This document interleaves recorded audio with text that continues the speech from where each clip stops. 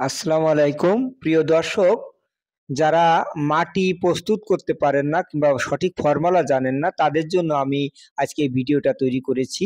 তা একটা বেডে 18 বর্গ ফুট বেডে আপনার 3.5 বস্তা মাটি লাগবে। এর মধ্যে 2 বস্তা হচ্ছে দোআঁশ মাটি, আর 1 বস্তা হচ্ছে পচা গোবর বা জৈব সার।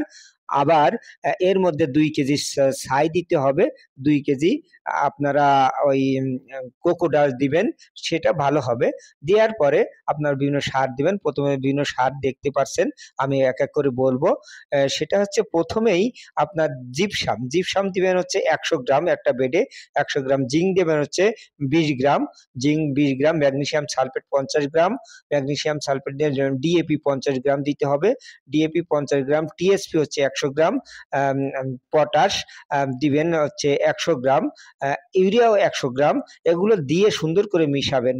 হ্যাঁ, মিশানোর পরে বেড যখন তৈরি হয়ে যাবে, আপনারা সাথী ফসল হিসেবে আপনারা এই যে লাল শাক দিতে পারেন, কারণ লাল শাক 20 থেকে 25 দিনে আপনি তুলে খেতে পারবেন। এবং অন্য প্রধান ফসল হিসেবে আপনারা টমেটো দিতে পারেন, লাউ দিতে পারেন, করলা দিতে পারেন। এগুলো যখন বড় হয়ে যাবে, মাচায় উঠে যাবে, তো তার মধ্যে আপনারা এই যে লাল শাক এই করে নিতে পারবেন। তা লাল শাক বোনার জন্য সাথে লাল শাক বীজ তো ছোট, তার সাথে মাটি মিশিয়ে একটু ভলিউম বাড়ায় নিলে সবচেয়ে ভালো হয়, যাতে সব দিক সুন্দর থাকে। এভাবে আপনারা সাথী ফসল হিসেবে দিতে পারবেন। হ্যাঁ, সাথী ফসল দিলে ভালো হবে। তা এরপরে দেখুন, এই যে আমি প্রধান ফসল হিসেবে বিশেষ করে আম আম এই যে শসা এবং টমেটো রোপণ করব। তবে এগুলো রোপণ করার জন্য আপনাদের সবচেয়ে গুরুত্বপূর্ণ একটা খেয়াল রাখবেন যে গাছ যেন কোনোভাবেই টের না পায়, তা সে স্থানান্তর করা হচ্ছে। অর্থাৎ মাটিগুলোকে আস্তে, আস্তে সুন্দর করে সকল সার দিয়ে, যে সারের মাত্রাগুলো বলেছি, এই মাত্রা অনুযায়ী সকল সার দিয়ে দিবেন, হ্যাঁ?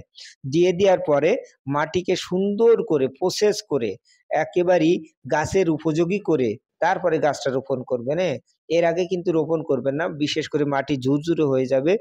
আর এই যে সারগুলো দিচ্ছেন, আসলে গাছ যে আ সাধারণত আম প্রধান ৯ টা খাবারই বেশি লাগে।